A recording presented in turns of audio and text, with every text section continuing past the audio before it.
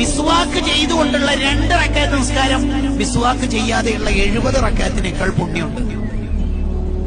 അതൊക്കെ ആഖിറത്തിലെത്തുമ്പോൾ ഓരോ മനുഷ്യന്മാരുടെ പവർ മനസ്സിലാവുക. എത്ര സുന്നത്ത് നമുക്ക് എടുക്കാനുണ്ട്. ഞാൻ ഒരൊറ്റ സുന്നത്തിന്റെ പ്രാധാന്യം പറയാം, ബാക്കി നിങ്ങൾ അതിൽ ഖിയാസാക്കിയാൽ മതി. വുളുവിന്റെ ആദ്യ ഘട്ടത്തിൽ ഒരു സുന്നത്താണ് ബിസ്മി ചൊല്ലൽ.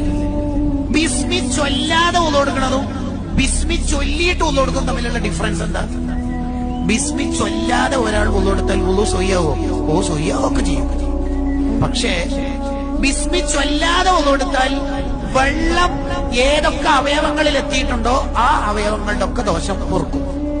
ബിസ്മി ചൊല്ലിയിട്ട് വുളു കൊടുത്താല് വെള്ളം എത്തിയ അവയവങ്ങളുടെയും വെള്ളം എത്താത്ത അവയവങ്ങളുടെയും ദോഷം പൊറുക്കും. എന്ന് പറഞ്ഞാൽ ഹൃദയത്തിന്റെ ഉള്ളിലേക്ക് വെള്ളം എന്തായാലും എത്തുവോ? ഇല്ല. വുളുവിന്റെ അവയവാണോ ഹൃദയം? അല്ല. ഹൃദയം കൊണ്ട് ചിന്തിച്ചു പോയാൽ കുറെ ഹറാമും തെറ്റൊക്കെ ഉണ്ടാവില്ലേ? യെസ്, അത് മുഴുവനും പുറത്തു കിട്ടാൻ കാരണമാണ് ബിസ്മില്ലാഹിർ റഹ്മാനിർ റഹീം എന്ന ഒറ്റ ദിക്ർ. ഒരു സുന്നത്തിന്റെ പവർ ഇങ്ങനെയാണെങ്കിൽ ബാക്കി നിങ്ങളൊന്ന് ആലോചിച്ച് നോക്കി.